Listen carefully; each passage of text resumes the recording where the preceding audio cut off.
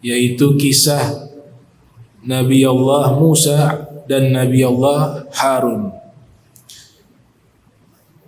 Dan ini kisah Nabi Musa dan Nabi Harun ini termasuk kisah Nabi yang paling panjang dan paling lengkap diceritakan di dalam Al-Quran dan di dalam kitab-kitab tafsir dan juga di dalam kitab-kitab sejarah, khususnya Tarikh Al-Anbiya, sejarah para nabi. Tamhidun, pengantar atau prolog.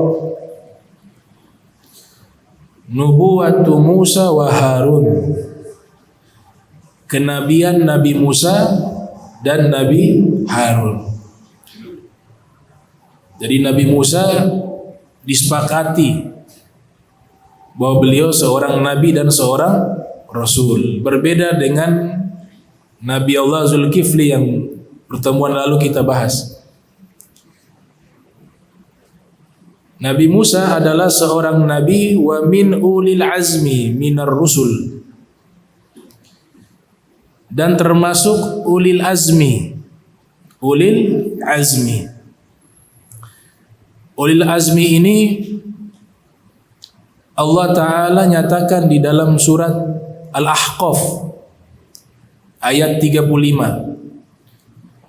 Fasbir kama sabara ulul azmi minar rusul. Bersabarlah engkau sebagaimana sabarnya ulil azmi dari golongan para rasul.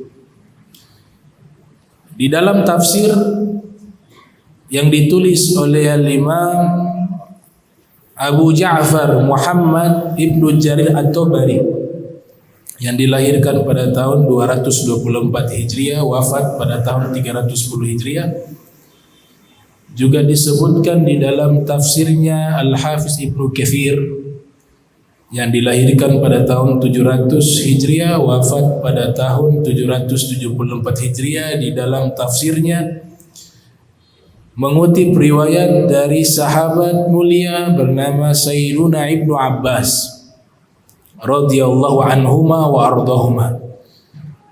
Ibnu Abbas menafsirkan kata ulil azmi adalah zawu al-hazmi was sabr, yaitu para rasul yang memiliki keteguhan dan kesabaran. Semua para nabi dan semua para rasul memiliki sifat tersebut. Tapi ulil azmi ini mereka memiliki kesabaran yang lebih hebat dibanding nabi-nabi yang lain. Atau mereka mengalami tantangan dakwah dan ujian jauh lebih berat dibanding nabi-nabi yang lain. Makanya disebut dengan ulil azmi. Al-azm artinya tekad yang kuat dan sabar. Fa idza azamta fatawakkal. Fa idza azamta fatawakkal 'ala Allah. Innallaha yuhibbul mutawakkilin. Adapun sebutan Nabi Musa disebutkan di dalam Al-Qur'an adalah nabi yang paling banyak namanya disebut di dalam Al-Qur'an. Nabi Musa adalah nabi yang paling banyak Allah sebutkan namanya di dalam Al-Quran. Syekh Al-Abfu'ad dalam kitabnya Al-Mu'jam Al-Mufahras li Alfazil Quran, beliau sudah menghitung Allah Ta'ala menyebut nama Nabi Musa di dalam Al-Quran sebanyak 136 kali. Dan itu terbanyak. Nama Nabi yang paling banyak disebut namanya di dalam Al-Quran adalah Nabi Musa. 136 kali. Adapun Nabi Harun Allah sebutkan sebanyak 20 kali di dalam Al-Quran. Disebutkan namanya sebanyak 20 kali. Nabi Musa masuk ke dalam firman yang disebut dengan ulil azmi minar rusul. Ar-rusul bentuk jamak dari rasul. Kalau rasul satu orang rasul. Kalau ar-rusul bentuk jamak taksir, artinya para rasul, banyak, jumlahnya banyak. Ternyata ketika kita memperdalam kajian tentang ulul azmi minar rusul, itu terjadi hilaf. Ada yang memasukkan Nabi Hud juga termasuk. Ada juga ulama yang meriwayatkan Nabi Sulaiman, Nabi Daud juga termasuk ulul azmi. Artinya perkara ini perkara khilafiyah di kalangan para ahli tafsir Al-Quran dan para pakar sejarah Islam. Namun riwayat yang masyhurah, riwayat yang paling populer, riwayat Imam Mujahid. Imam Mujahid menyebutkan ulul azmi itu ada 5. Kalau kita sebutkan sesuai dengan masanya, yang paling pertama Nabi Nuh. Ini disebutkan sesuai dengan masanya. Yang kedua Nabi Ibrahim alaihissalam. Yang ketiga Nabi Musa alaihissalam. Yang keempat Nabi Isa alaihissalam. Dan yang terakhir adalah khatamul anbiya wal mursalin, penutup para nabi, para rasul, Nabi kita Muhammad sallallahu alaihi wasallam. Ini riwayat yang paling populer, disebut dengan ulul azm atau ulul azmi, yaitu Nabi Nuh alaihissalam, Nabi Ibrahim alaihissalam, Nabi Musa alaihissalam, Nabi Isa alaihissalam, dan Nabi Muhammad sallallahu alaihi wasallam. Kalau kita sebutkan sesuai dengan masa dan zaman, itu urutannya yang pertama Nabi Nuh, yang kedua Nabi Ibrahim, yang ketiga Nabi Musa, yang keempat Nabi Isa, yang terakhir Nabi Muhammad. Namun jika kita menyebut urutan mulia, kami dapat dari guru kami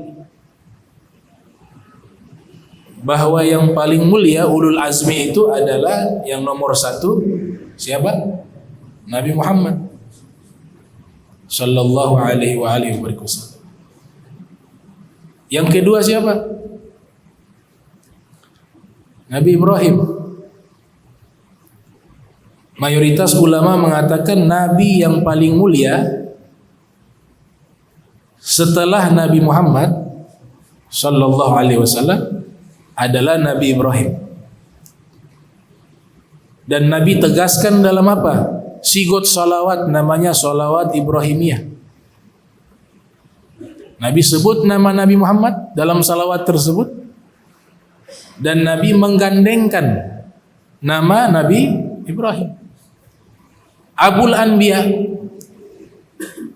Ar-Raghib Al-Asfahani menyebutkan julukan Nabi Ibrahim adalah Abul Anbiya, bapak moyangnya para nabi, karena dari sulbi beliau terlahir generasi-generasi berikutnya yang mereka adalah para nabi, termasuk Nabi kita Muhammad sallallahu alaihi wasallam berasal dari sulbinya Nabi Allah Ibrahim lewat jalur putra beliau Nabi Allah Ismail, sedangkan nabi-nabi lainnya lewat jalur putranya Nabi Ishaq alaihissalam. Itu yang kedua. Yang pertama Nabi Muhammad kalau sesuai derajat kemuliaan, Yang pertama Nabi Muhammad, yang kedua Nabi Ibrahim, yang ketiga siapa? Nabi Musa. Dan yang keempat Nabi Isa, yang kelima Nabi Nuh. Jadi pembedaan kemuliaan mereka bukan berarti yang lain tidak mulia, enggak. Semua para nabi, para rasul mulia, tapi kan ada derajat, ada pangkat. Buktinya Allah sebutkan para rasul ada yang disebut dengan ulil azmi dan ada yang tidak disebut dengan ulil azmi. Itu pembedaan pangkat di kalangan para nabi. Dan Nabi kita Muhammad sallallahu alaihi wasallam juga menegaskan di dalam hadis-hadisnya dengan pernyataan ana sayyidul alamin yaumal qiyamah wala fakhar, Adam wa man dunahu tahta liwa'i yaumal qiyamah wala fakhar. Dalam hadis Nabi katakan ana labina,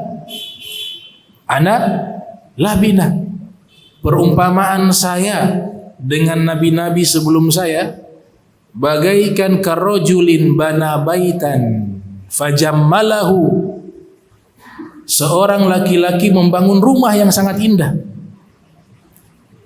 tapi sayang rumah tersebut batu batanya kurang satu. Bisa dibayangkan rumah ini indah, seindah apapun itu rumah dan bangunan, kalau ada batu bata atau batu telanya kurang satu, gak indah, kurang. Nabi katakan apa? Wa ana labina. Nah, satu batu bata itu saya, kata Nabi Muhammad. Adanya saya, baru para nabi semuanya bisa mendapatkan apa? Kemuliaan. Baru dikatakan sempurna kemuliaan mereka.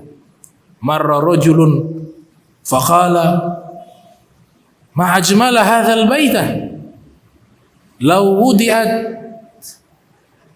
al-labinah. Bangunan itu indah tapi kurang satu batu bata, orang yang lewat akan mengatakan alangkah indahnya rumah ini, tapi sayang kurang satu batu bata. Kemudian Nabi tegaskan wa ana labinah. Nah, yang satu batu bata itu adalah saya, kata Nabi Muhammad sallallahu alaihi wasallam. Ini ulul azmi. Jadi pemimpinnya adalah Rasulullah sallallahu alaihi wasallam, adalah Nabi kita Muhammad sallallahu alaihi wasallam. Ada satu fawaid dan ini sangat penting untuk kita pahami bersama, berkaitan dengan Nabi Musa di surat Toha. Nabi Musa pernah ditanya oleh Allah, wa ma tilka biyaminika ya Musa, apa yang ada di tangan kananmu wahai Musa. Nabi Musa kalau berjalan selalu membawa tongkat. Al-Imam Syafi'i pernah ditanya, lamma balagha arba'ina sanatan sara yamshi 'ala al-'asa fasu'ila 'an dhalika faqala al-Imam Syafi'i rahimahumullah udzakiru nafsi anni musafir. Imam Syafi'i ketika menginjak usia 40 tahun, beliau kalau berjalan kemana-mana membawa tongkat, berjalan sambil membawa tongkat. Para nabi Allah sebutkan bawa tongkat juga. Di surat Toha itu Nabi Musa bawa tongkat. Kemudian ada yang bertanya kepada Al-Imam Syafi'i, wahai Imam Syafi'i, kenapa engkau membawa tongkat? Imam Syafi'i mengatakan, udzakiru nafsi anni musafir, agar aku mengingatkan diriku bahwa aku hidup di dunia ini sebagai orang yang musafir. Karena orang-orang musafir itu yang melakukan perjalanan jauh, mereka menempuh perjalanan di gurun pasir biasanya itu dan di bukit-bukit berbatu, alat bantu untuk mendaki dan berjalan mereka gunakan tongkat. Tapi filosofi yang terkandung bahwa kita semuanya musafir di dunia ini. Karena tujuan pencapaian perjalanan kita bukan di sini, bukan di dunia, tapi di mana? Tujuan kita di akhirat. Puncaknya di mana? Di surga.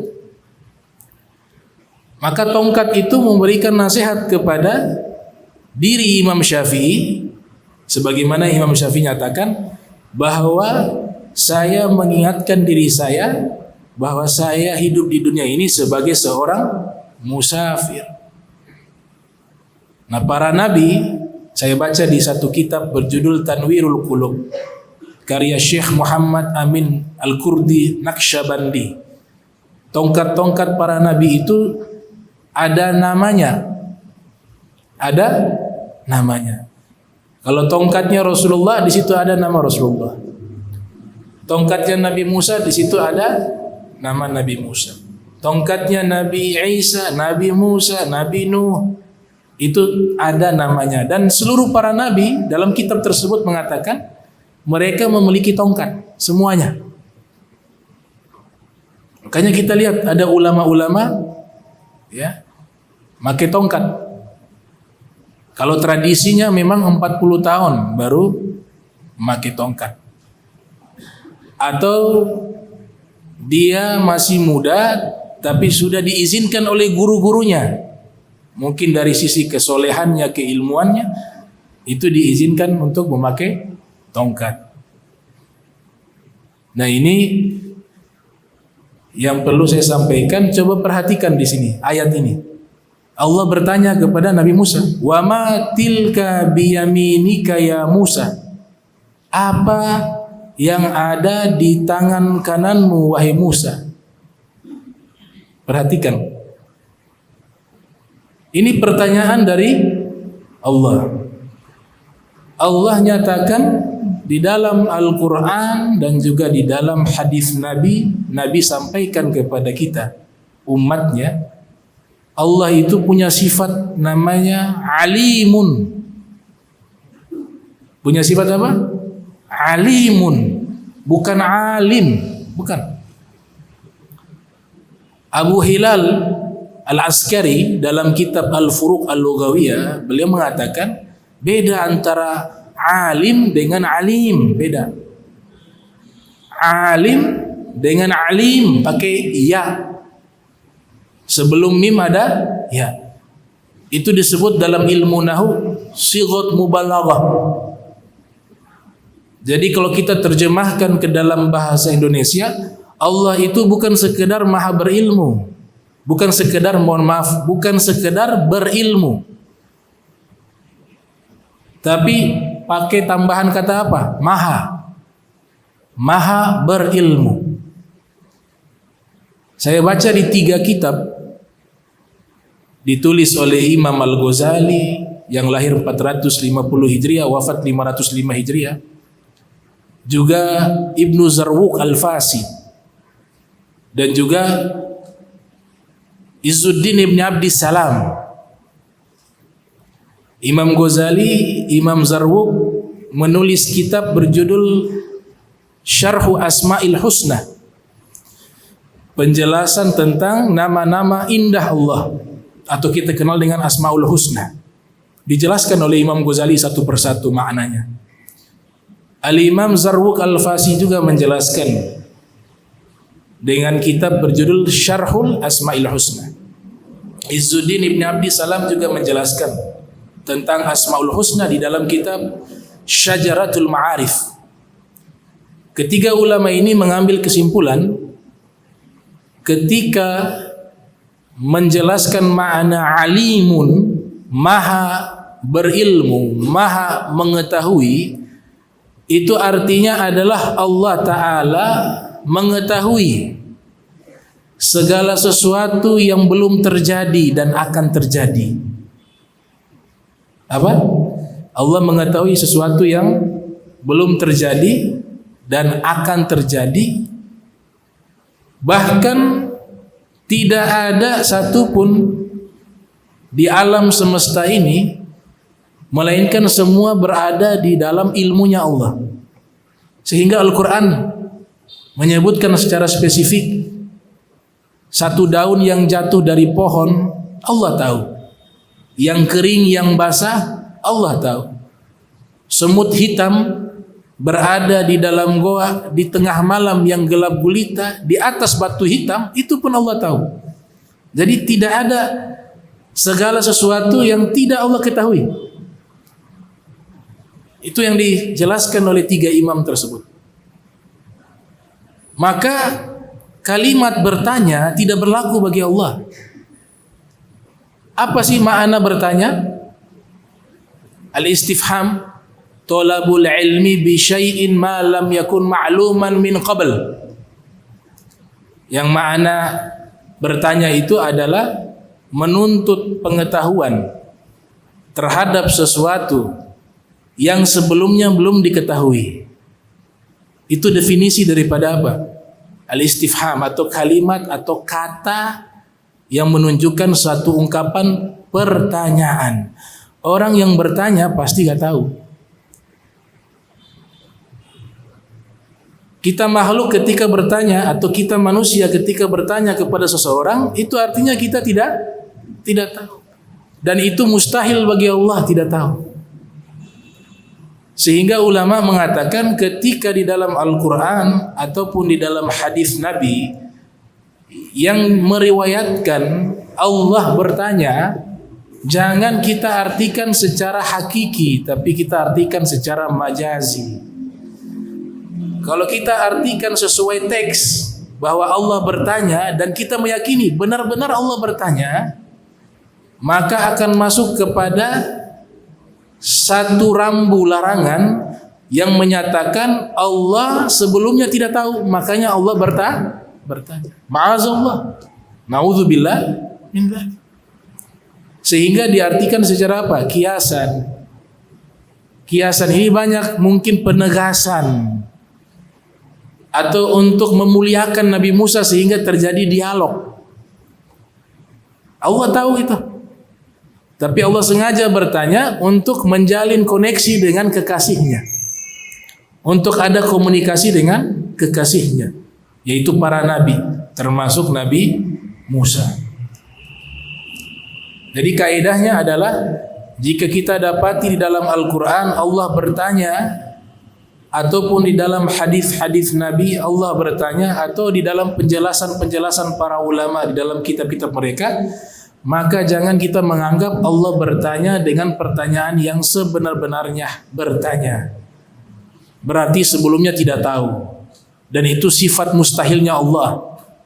Lawan daripada tidak tahu apa? Jahal. Bodoh. Lawan daripada mengetahui adalah bodoh. Lawan mengetahui bodoh, dan Allah mengetahui secara mutlak. Bisa difahami ya? Nah. Jadi Allah bertanya kepada Nabi Musa itu takriman lahu, penghormatan kepada Nabi Musa, bukan karena Allah tidak tahu.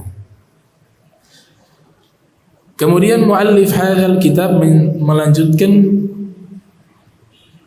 Allah Ta'ala berfirman, ini adalah ayat yang sifatnya sharih, sangat jelas bahwa Nabi Musa seorang nabi dan seorang rasul. Makanya gak ada khilaf di kalangan para mufassirun dan para muwarrikhun. Gak ada khilaf karena Allah sudah tegaskan Nabi Musa seorang nabi dan seorang rasul. Selesai, gak ada perdebatan. Berbeda dengan Nabi Zulkifli, gak ada penyebutan penegasan bahwa beliau seorang nabi ataupun seorang rasul, sehingga terjadi perbedaan pendapat di kalangan para ahli tafsir dan juga ahli sejarah Islam. Allah Ta'ala berfirman, "Wadhkur fil kitabi Musa innahu kana mukhlisa wa kana rasulan nabiyya." Ceritakanlah atau sebutkanlah di dalam kitab tersebut kisah tentang Nabi Musa. Sesungguhnya beliau adalah seorang yang ikhlas dan beliau rasulah, seorang rasul, nabiya, dan seorang nabi. Jadi kalau dapat buku menyatakan ada perbedaan pendapat tentang kenabian Nabi Musa, maka itu sudah menyalahi firman. Gak ada. Saya sudah buat penelitian, cari tahu apakah ada perbedaan pendapat. Gak ada. Sepakat semuanya. Karena sudah ada ayat yang jelas menjelaskan itu. Wa yulaqabu bi kalimillah li'anna Allah kallamahu bila wasitah. Julukan dari Nabi Musa, kalimullah, orang yang diizinkan berdialog dengan Allah. Wa kallamallahu Musa taklima. Wa kallamallahu Musa taklima. Bentuk maf'ul mutlak li taukid, penegasan. Jadi Allah benar-benar berdialog dengan Nabi Musa. Tapi sebatas apa? Dialog. Gak bisa melihat, lantaroni. Dialognya hanya sekedar mendengar firman Allah secara langsung, bila wasitah, langsung. Tapi lihat langsung gak bisa.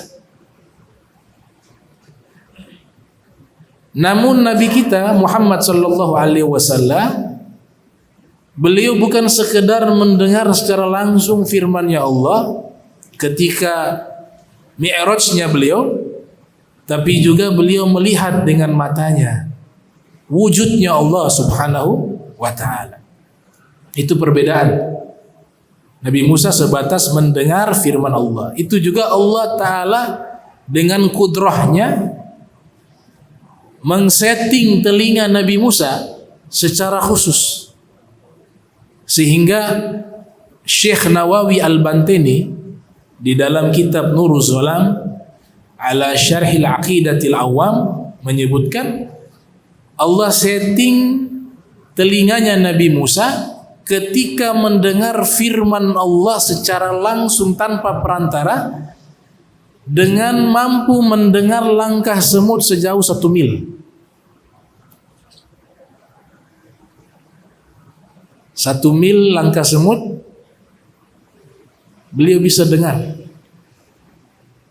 Setelah itu baru mampu menangkap firman Allah. Jadi luar biasa ya, maha besar Allah ya. Maha besar, subhanallah. 1 mil langkah semut.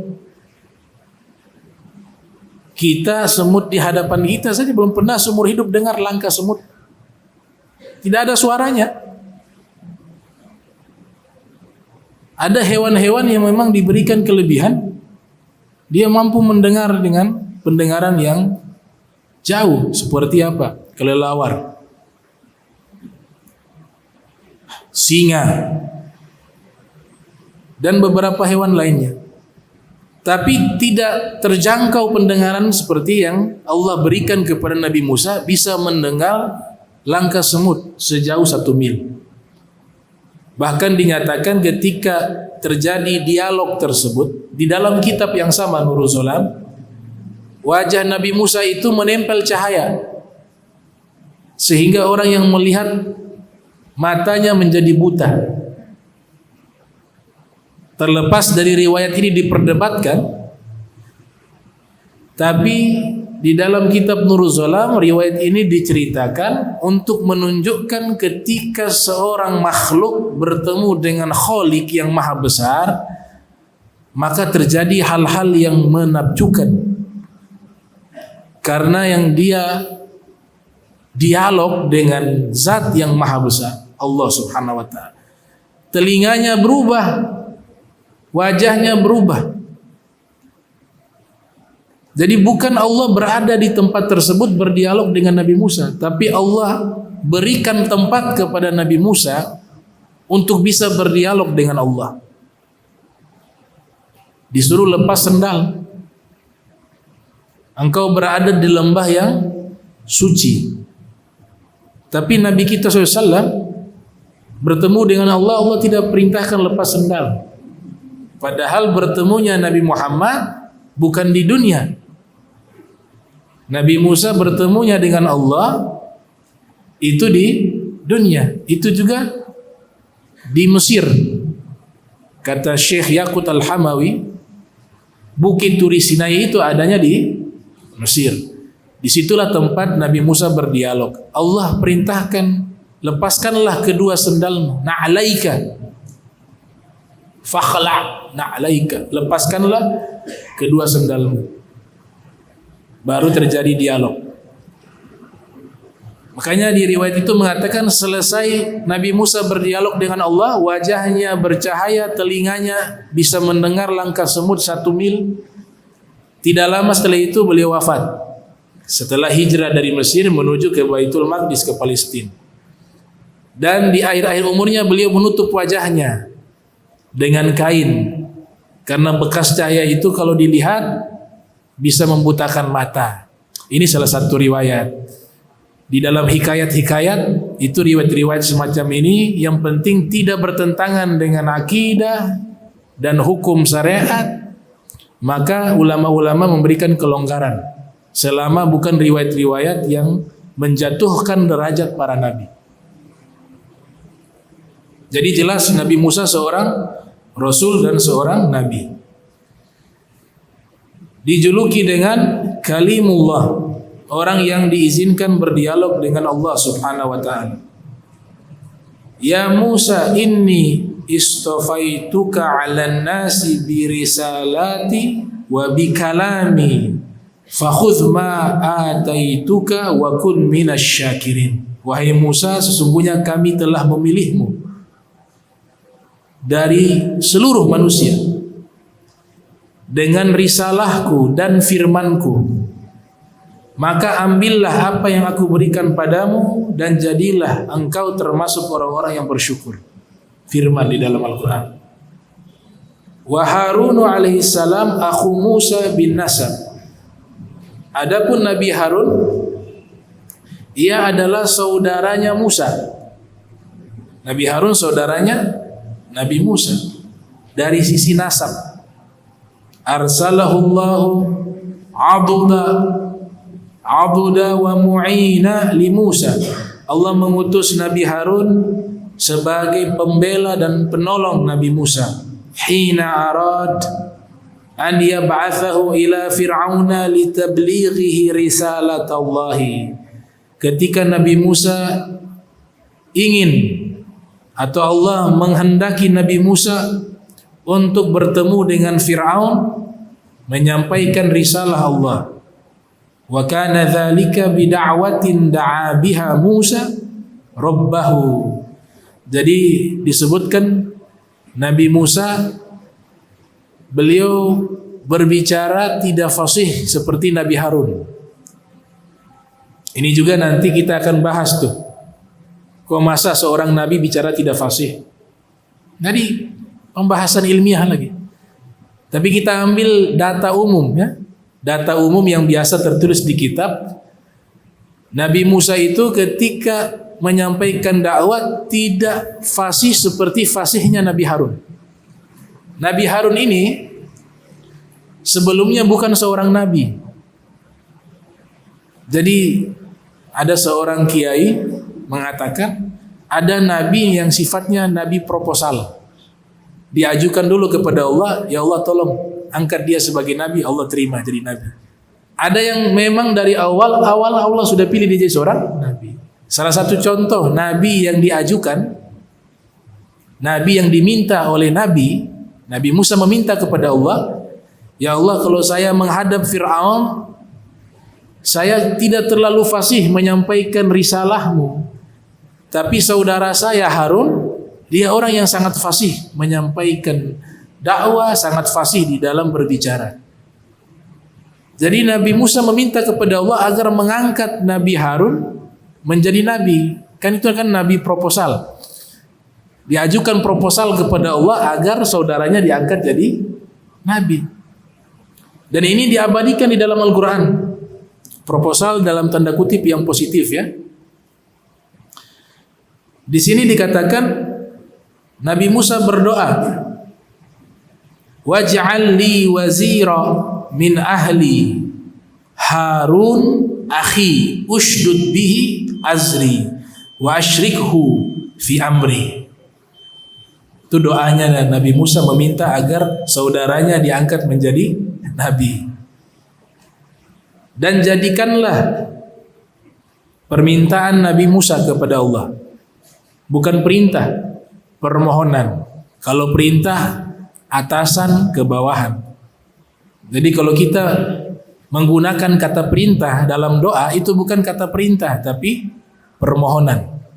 Karena kita yang di bawah gak bisa memerintahkan Allah, sehingga disebut dengan doa atau permohonan. Ya Allah, jadikanlah bagiku wazira, seorang penolong, seorang menteri, seorang pembela, min ahli, dari keluargaku, Harun, saudaraku Harun, akhi ushdud bihi azri, agar dia menguatkan punggungku, maksudnya membantu beliau di dalam dakwah. Wa asyrikhu fi amri, wa asyrikhu fi amri, dan dia terlibat ikut serta di dalam urusanku. Fastajaballahu li Musa wa wahaba lahu Haruna wa atahu nubuwah rahmatan minhu. Maka Allah mengijabah doa Nabi Musa, dan Allah anugerahkan kepada Nabi Musa saudaranya Nabi Harun dilantik menjadi nabi. Jadi diajukan dulu tuh lewat doa agar jadi nabi. Wa atahu nubuwah rahmatan minhu, dan Allah berikan kenabian itu kepada Nabi Harun sebagai kasih sayang kepada Nabi Musa. Wa wahabna lahu min rahmatina akhahu Harun nabiyya, dan kami anugerahkan kepada Nabi Musa min rahmatina, dari rahmat kami, kasih sayang kami, akhahu Haruna, saudaranya Harun dilantik menjadi seorang nabi. Jadi ada pelantikan para nabi, pelantikan para nabi, nabiya. Namun Nabi Muhammad tidak berlaku ini. Seandainya Nabi Muhammad meminta diangkat seorang nabi setelah Nabi Muhammad, maka itu tidak mungkin terjadi. Kenapa? Ya karena Nabi Muhammad khatamul anbiya wal mursalin, penutup para nabi, para rasul. Tapi Nabi Isa masih hidup, bagaimana? Masih ada nabi terakhir masih hidup? Enggak. Wahyu sudah terputus. Rasulullah meninggal, tidak ada wahyu lagi. Termasuk Nabi Isa enggak dapat wahyu lagi. Dan mereka wajib tunduk dan mengikuti syariat Nabi Muhammad. Jadi bukan nabi penutup yang dimaksud di situ, nabi yang masih hidup. Tidak. Penutup di sini wahyu terputus, syariat hukum para nabi sudah terhapus dengan hukum Nabi Muhammad. Liyudhhirahu 'alad dini kullih, dia menghapus seluruh agama-agama sebelumnya.